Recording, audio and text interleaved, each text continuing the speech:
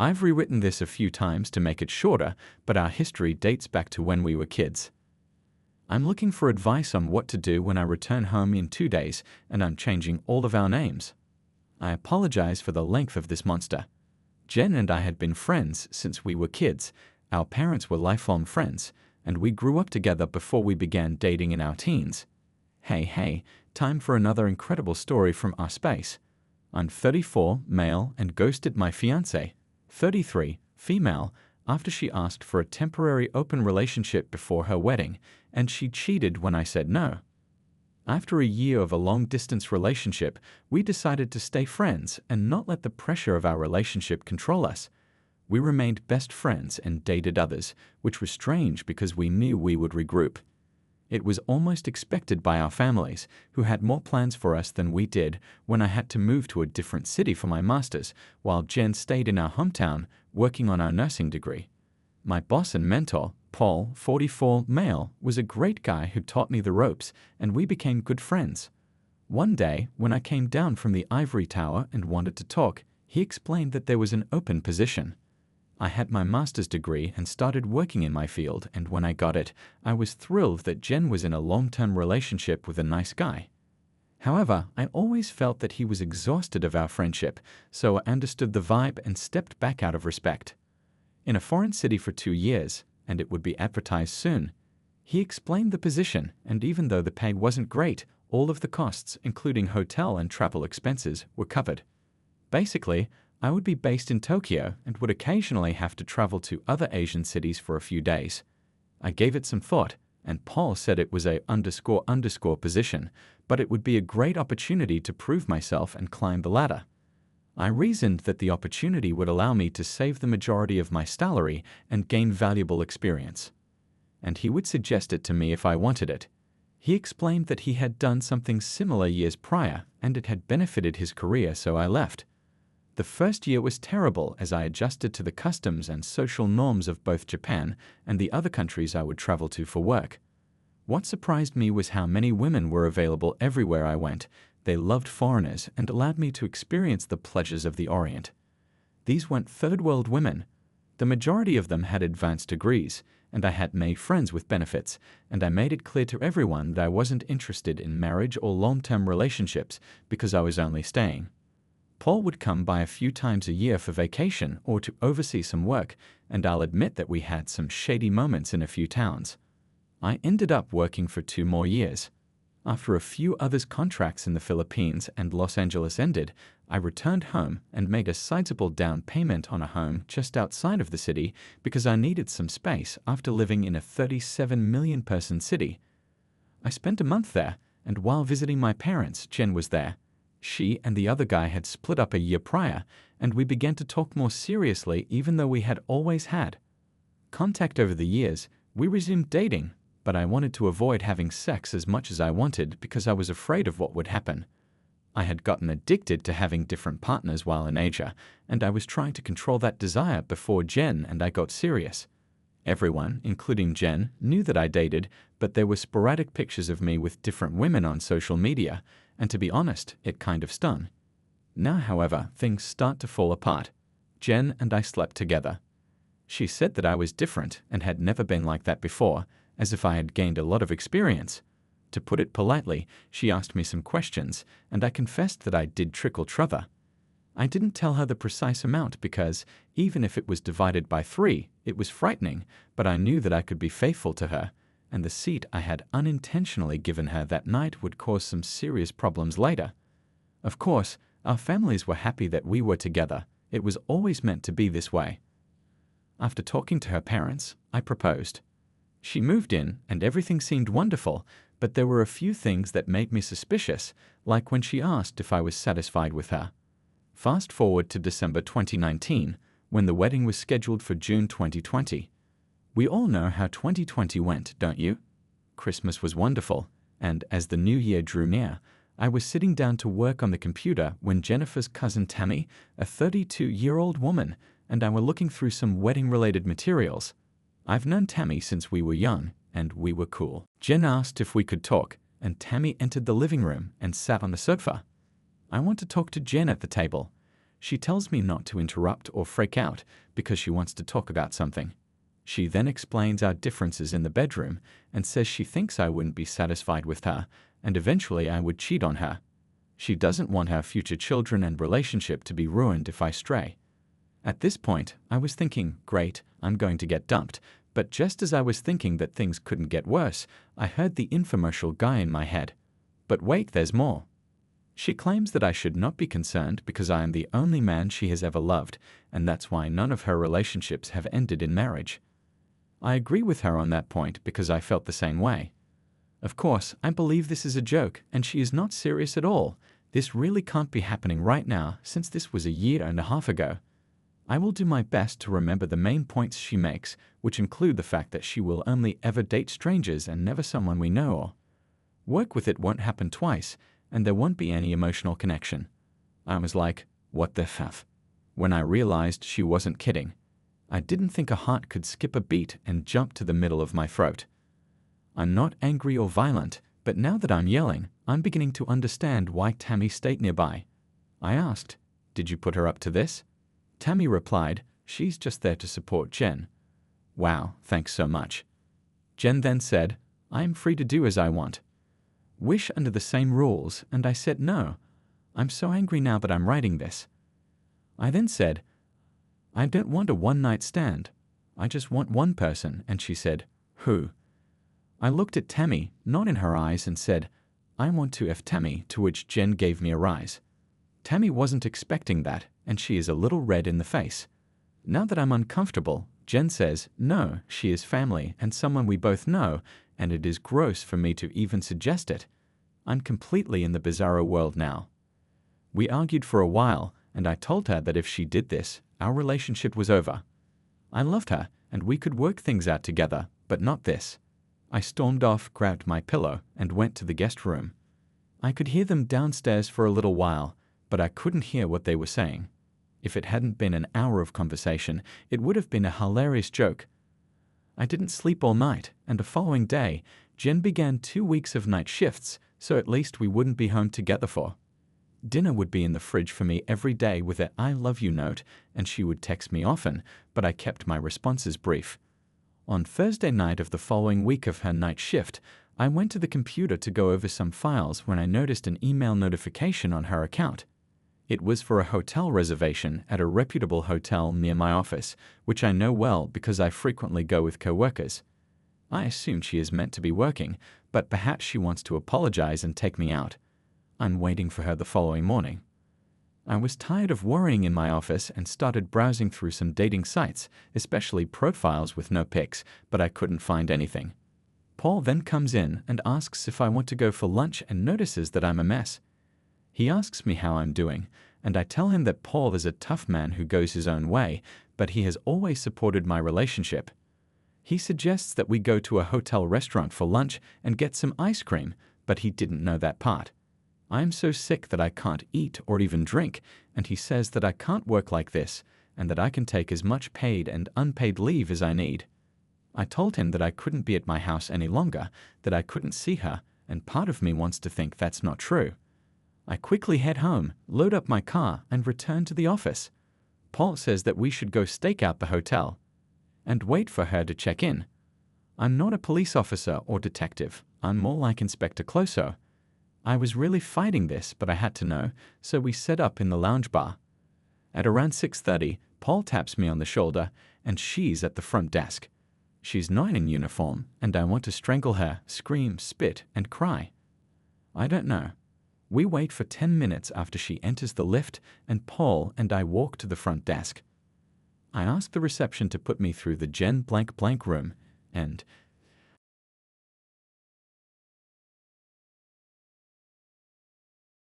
as soon as she answered, I just started screaming at the receiver, sounding confused. I told her that if she did this, the relationship would be over, and I was done getting married. I hung up and went back to Paul's, but now my phone is blazing. The only person I called was my dad, and I told him in PG-rated language what had happened, and that I needed to get out of town for a while. It wasn't a conversation, and I feel bad about how I spoke to my old man, but for 2 days, everyone in the world called me. I didn't respond.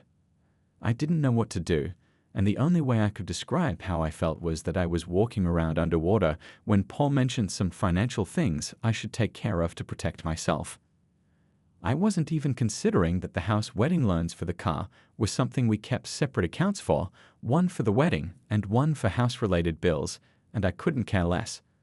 The following day, I emailed Jen to let her know that this would be our last communication and that I was leaving the city for a while, along with the wedding and everything else. I called my dad again and spoke with him extensively, and although he was devastated, he understood that I needed time and space. He stated that he still hoped that we could work things out.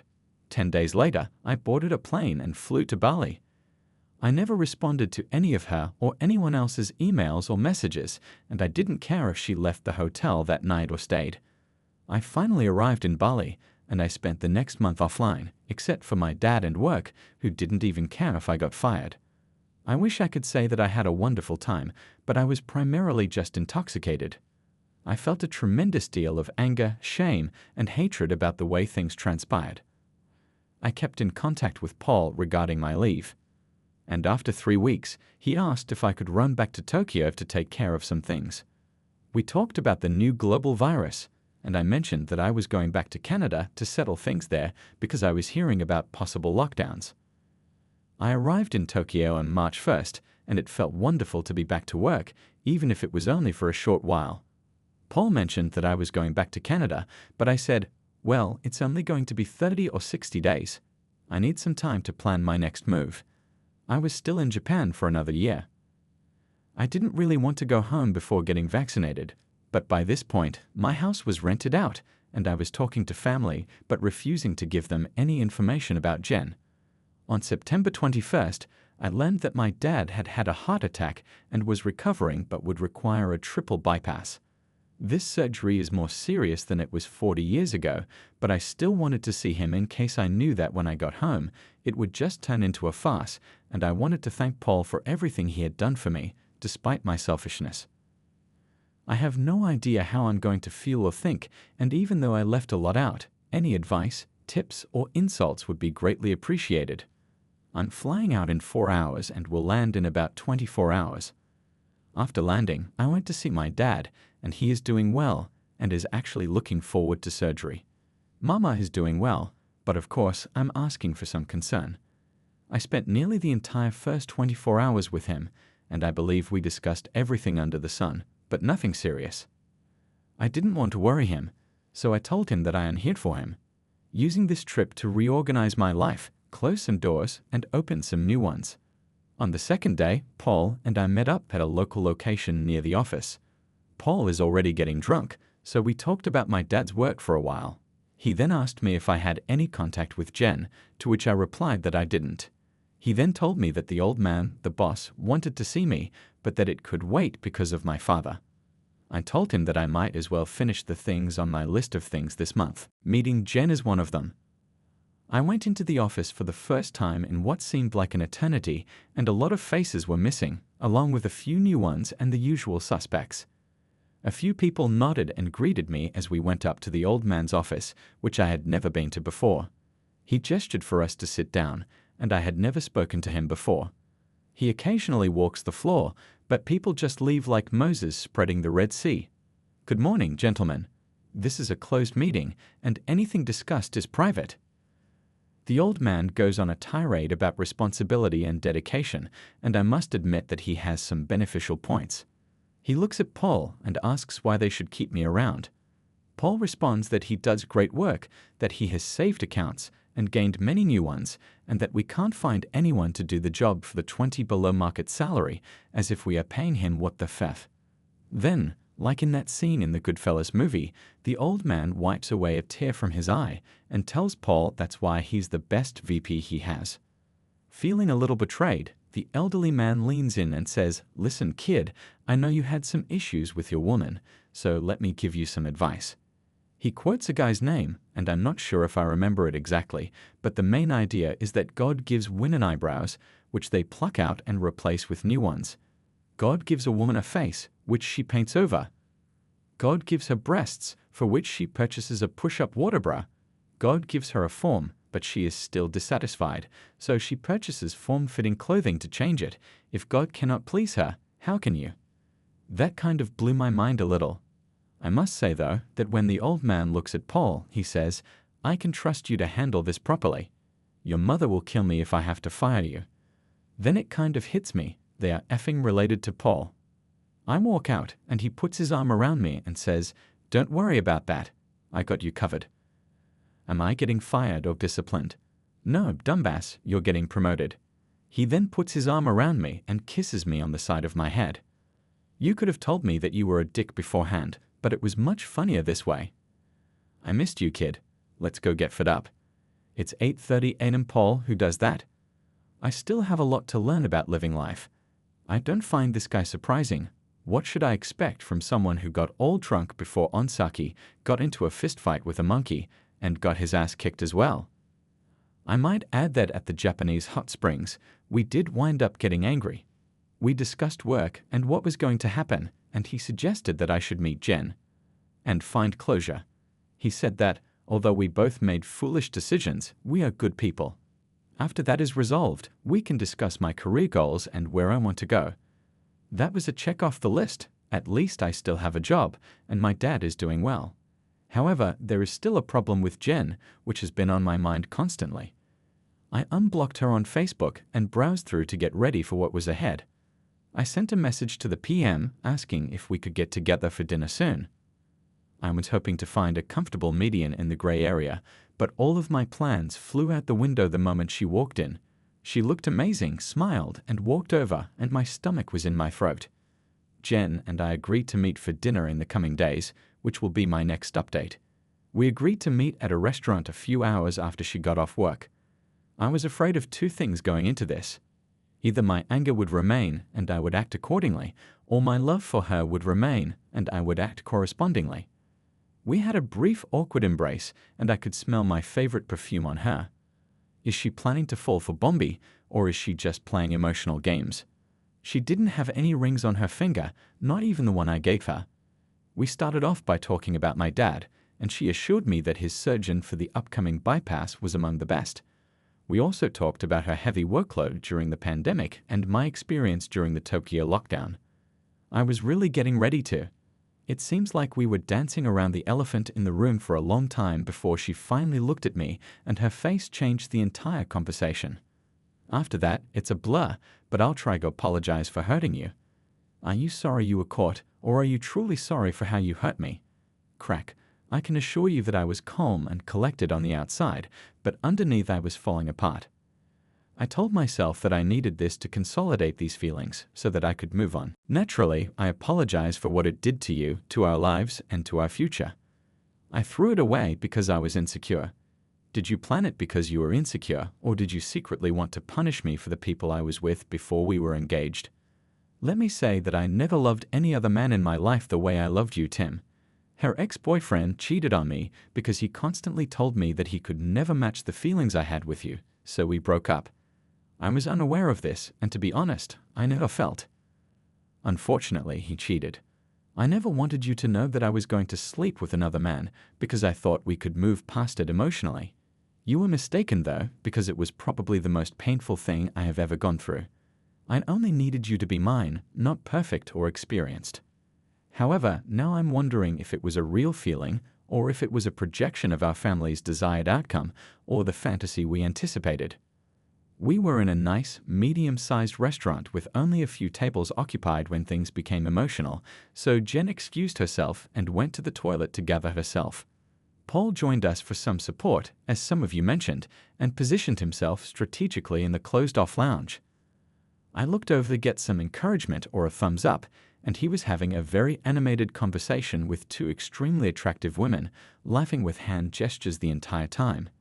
At last, he looked over. I didn't even know if I could have done it when you called the room, so I was terrified and rushed down to the lobby, but you were already gone. It doesn't matter now. I'm not here to rehash the past, and I want us to work on moving forward. Can you forgive me? Of course I can forgive you, and I do forgive you. Finger with a smirk and return to his extracurricular activities. This effing guy seriously comes back, and we resume.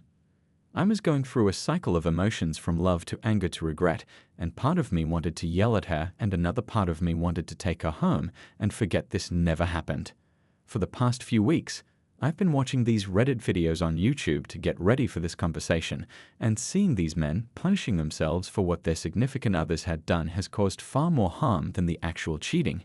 It's not all your fault, and I should have been more understanding of your worries as well. Do I really know her if this is how she looks?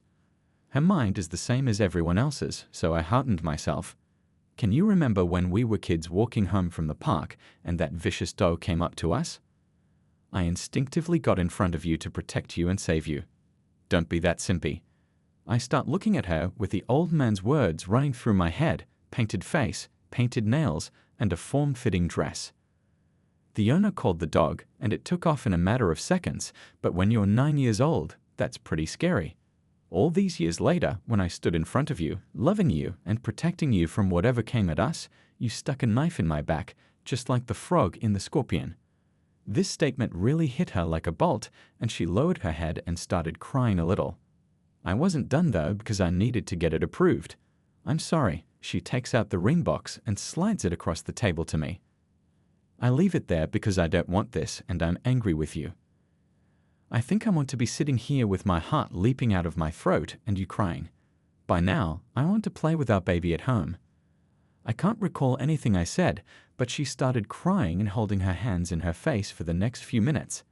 I've said some embarrassing things in my life, but that one really stands out. I apologized and said that went too far, and it made me stop being angry. The rest of the conversation subsided, and once I had let off steam, we actually had a normal conversation about life in the future because our parents are so close, and her parents are like my second family. She got up to go, and we hugged for a while. I'm going to end this here and complete the rest tomorrow because it's been a long time. We discussed how we may coexist in this dimension as friends. Reconciliation is not on the table. A couple of days,